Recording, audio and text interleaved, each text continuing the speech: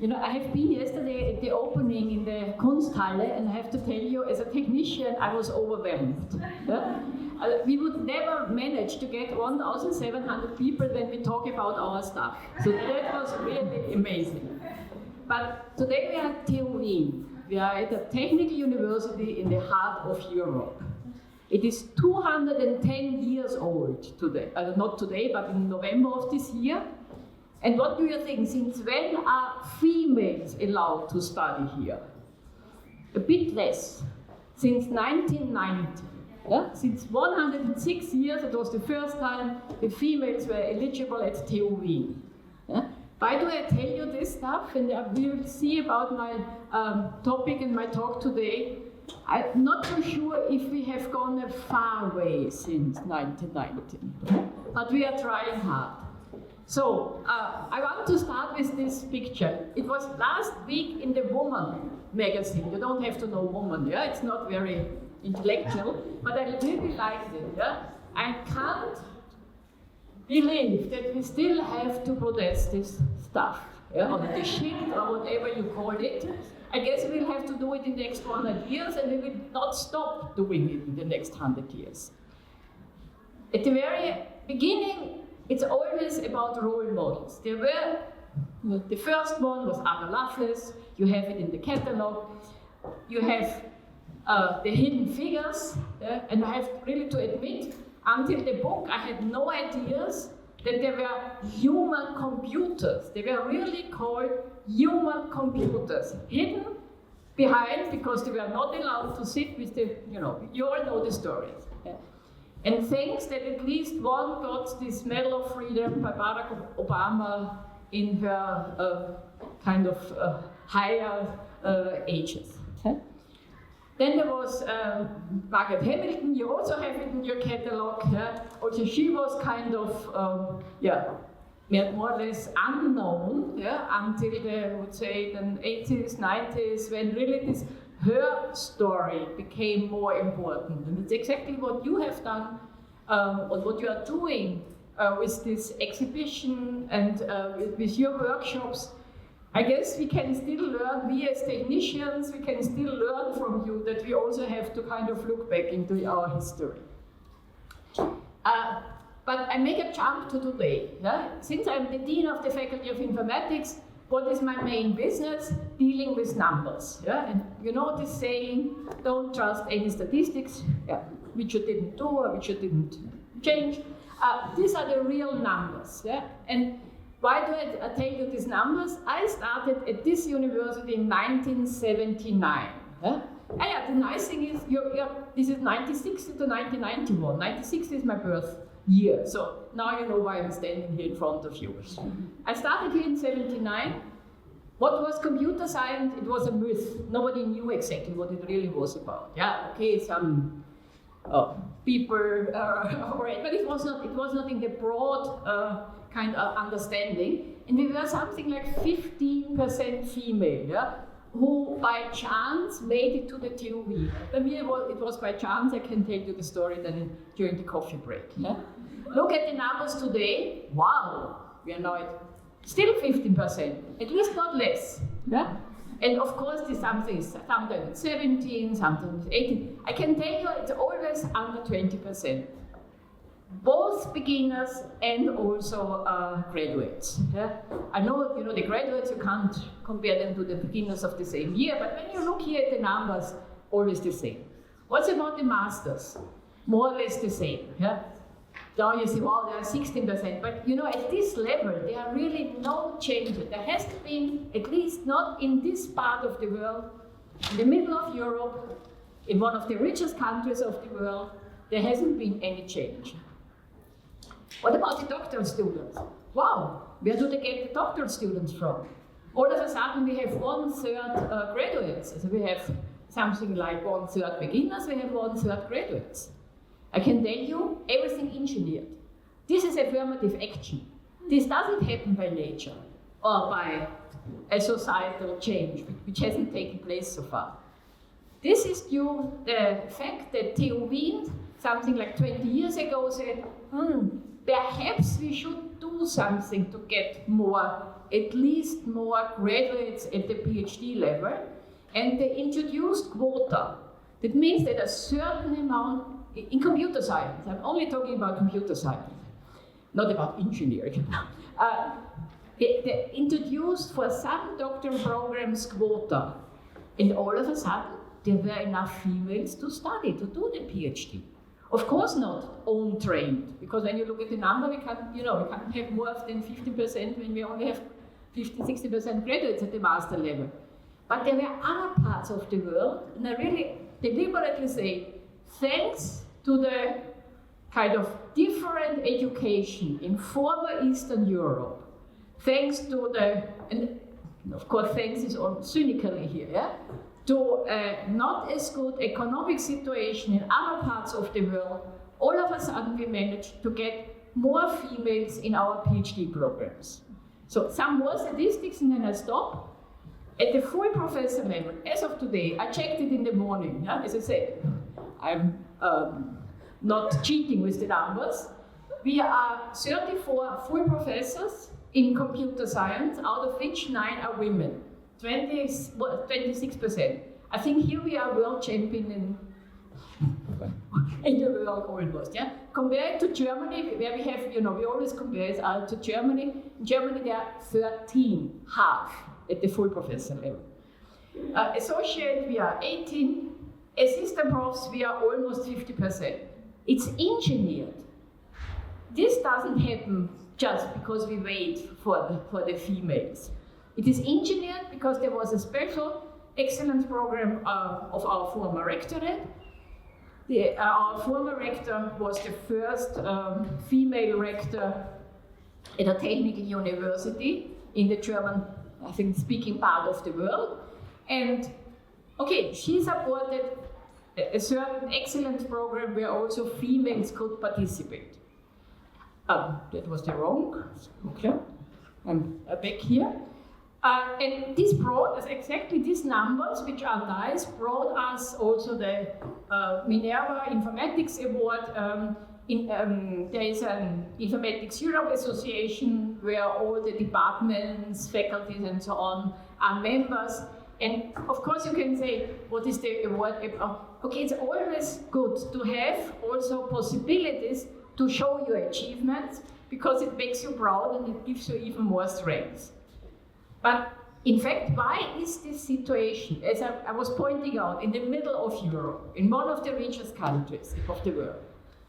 We know the so-called gender equality paradox in information and communication technology.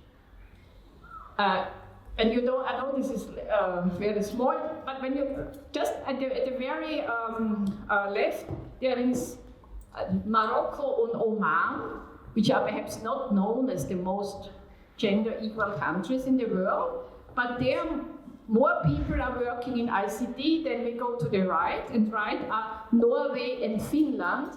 And I guess I don't have to convince you that they know how gender equality works.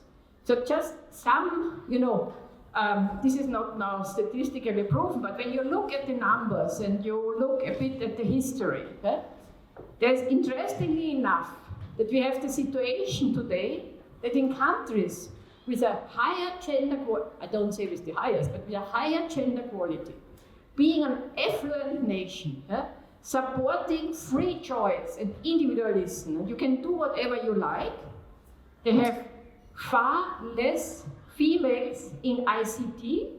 I'm talking of information and communication technology, versus countries where you have another economic burden, where you have less gender equality. I just can kind of presume what are the reasons behind it. And just one story, and I know this is not statistically now significant, but I know kind of a very successful lady from Egypt who made her career as software developer in California. And when I talked to her, I said, how comes that you were allowed or that you study a technological subject?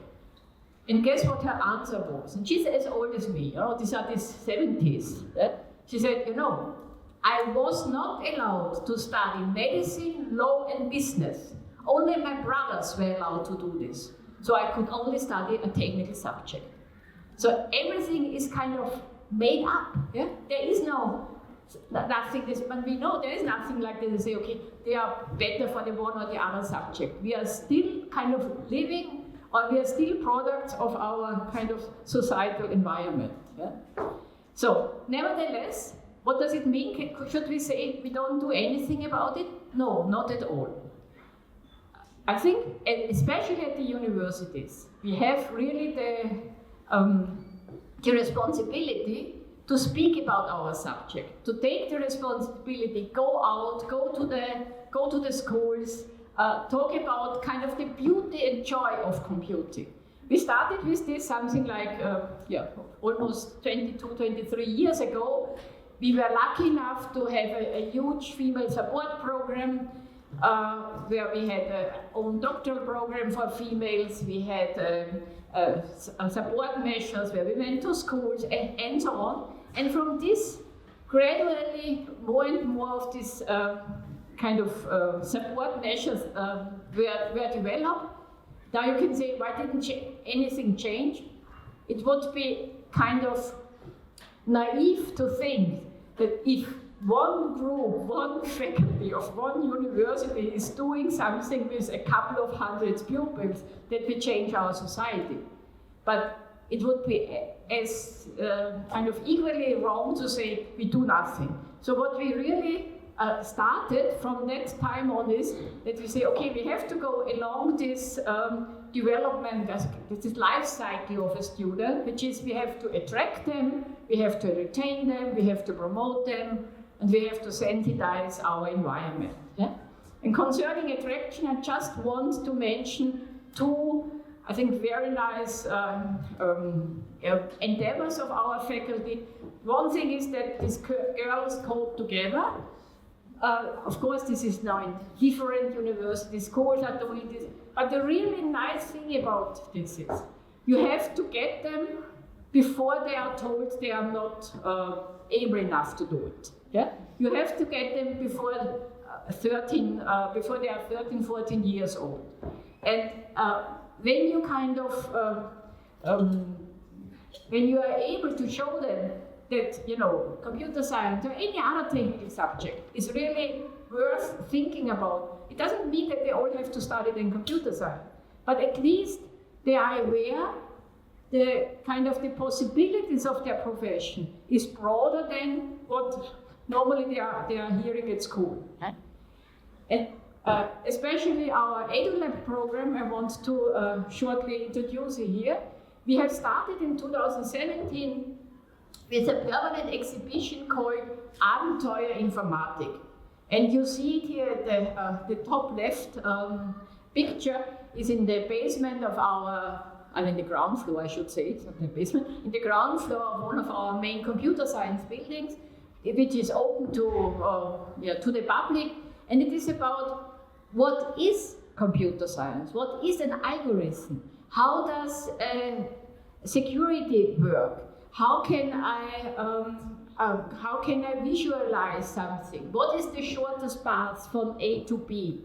So there are really so-called computational thinking topics which are brought up here. And in fact, we started in 2019, the summer of 2019, you know, then we had 2-3 years COVID.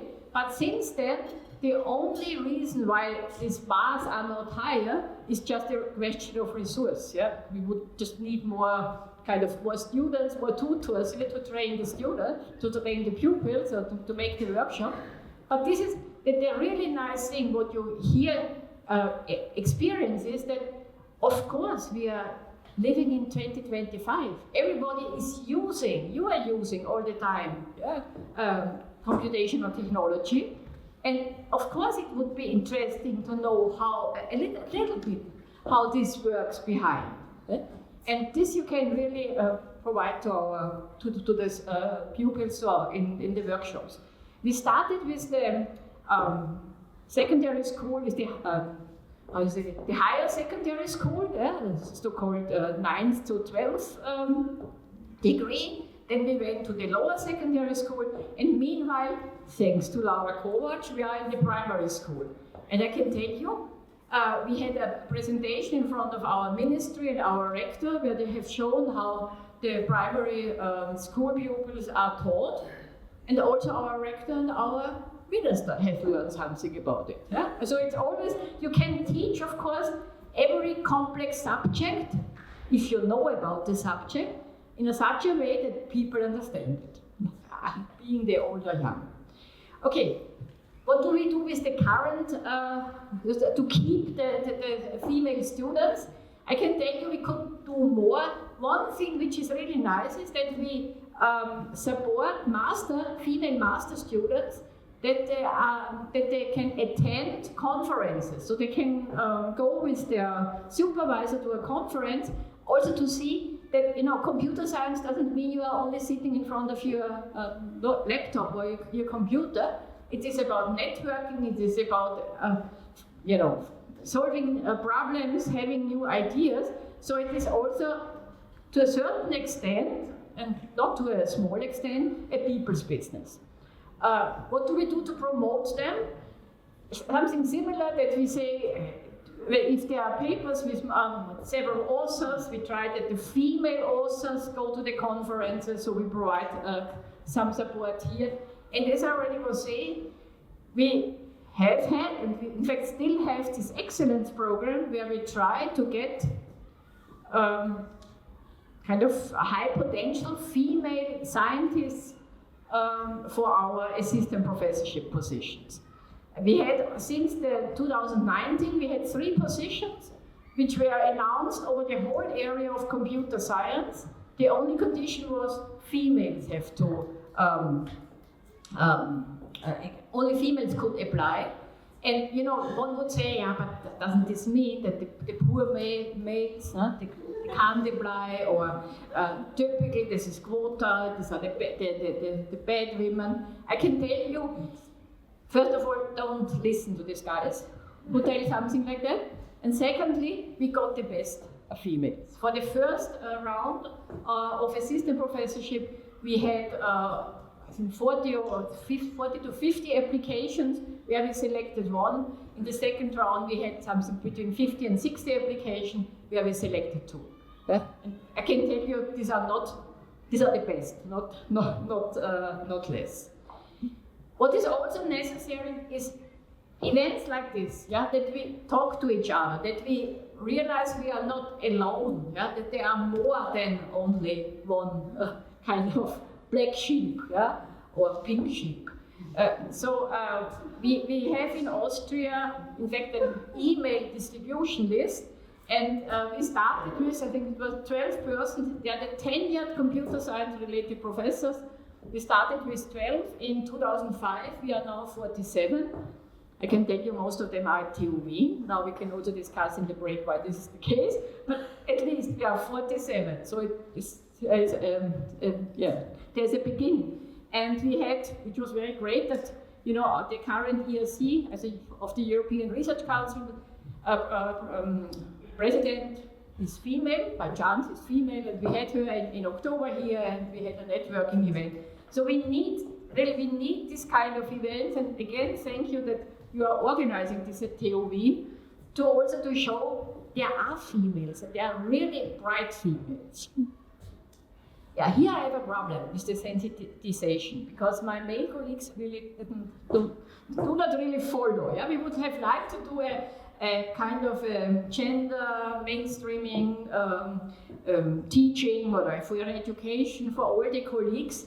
And if you don't force them to go to the workshops, you are lost. Yeah? Similar at the guest professor level, we really have a very strong guest professor program. If you don't force them to look for female guest professors, you are also lost. Yeah? What have we learned? And I guess we all have experienced something similar. But again, we are in the middle of Europe, one of the richest countries. We have everything. We still are living in a conservative society. Conservative families, conservative schools, yeah? Conservative culture. Especially in the schools. The schools are great. Yeah? We need, of course, They train the future next to us.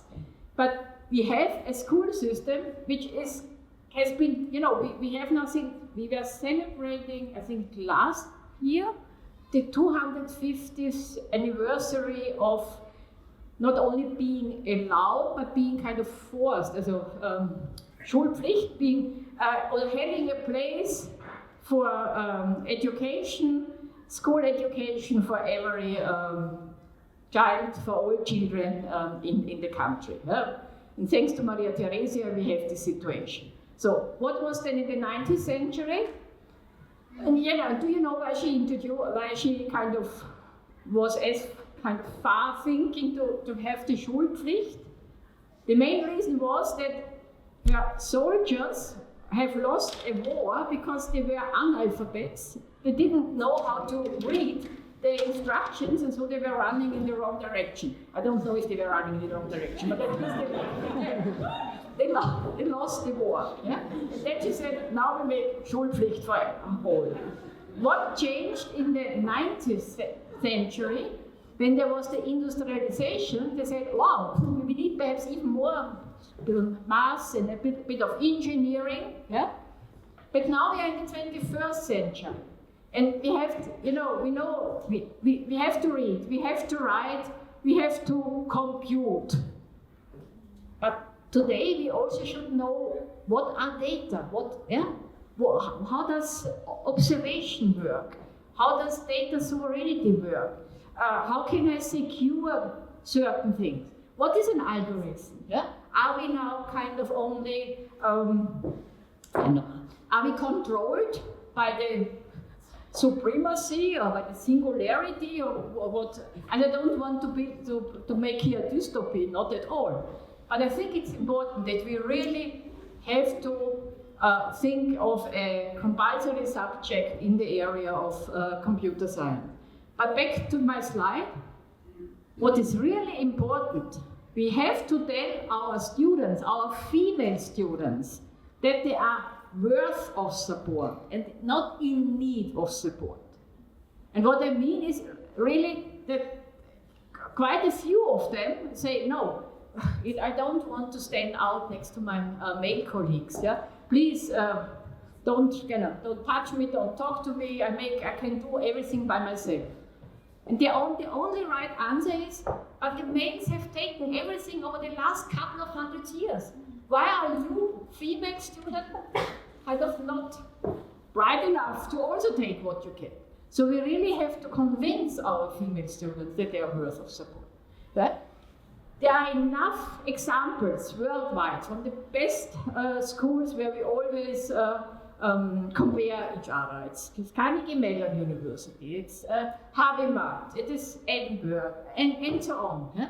They are all fighting the same situation, as I said, rich countries, conservative societies, but nevertheless, gradually there is a change. Yeah?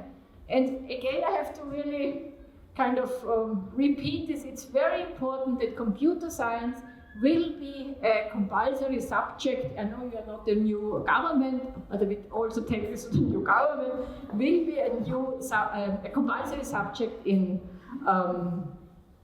the gymnasium. Yeah?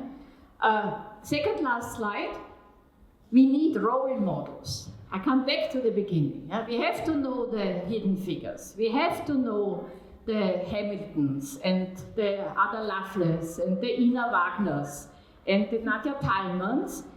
I have my private favorite role model at the very end, which I come to it. Yeah?